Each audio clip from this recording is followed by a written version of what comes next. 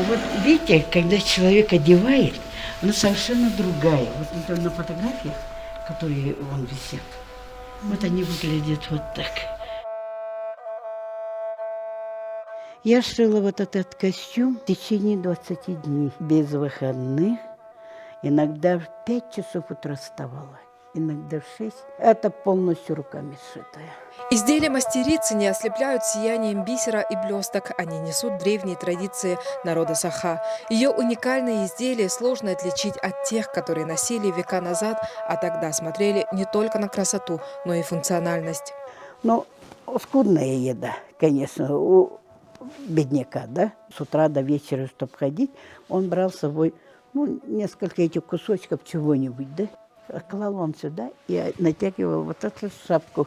И как термосы. Всю одежду она шьет вручную, нитками из сухожилий, все как было в старину. Даже экспериментируя с современными техниками, все равно возвращается к истокам. Заячья шкура самая некрепкая, нежная вот эта шкура, которая да, тоненькая. Чем только я ее это не обрабатывала, чтобы это смягчить, вот это при выделке, да. Но я остановилась, конечно, именно на той, которые раньше мои предки делали. В народе верят, что всякий талант дается человеку неспроста. Вот и нашей мастерице однажды указали на ее истинное предназначение. Об этом она говорит весьма осторожно. Но нам удалось немного приоткрыть завесу тайны рождения костюма шамана.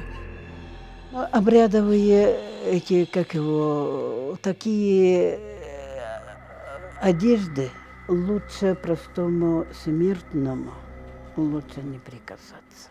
Вроде бы и такая же обыкновенная, да, из сары, но совсем другой орнамент, другие там эти, детали. Мне никто ничего не говорит, нигде ничего не написано. Это просто оттуда приходит иногда. Просто знаешь, что она так и шьется. Откуда это знание берется, я даже не знаю. В своем деле Изабелла Элякова хранит память не только народа. Это память о главных людях в ее жизни, родителях мастерицы. Отец мой был коневодом. Я помню с маленьких лет, как он одевался, как мать его одевала. Видела все это, как она все это обрабатывала шкуры, как она шила все это. Своим наставником, который обучил всему этому, это моя мать.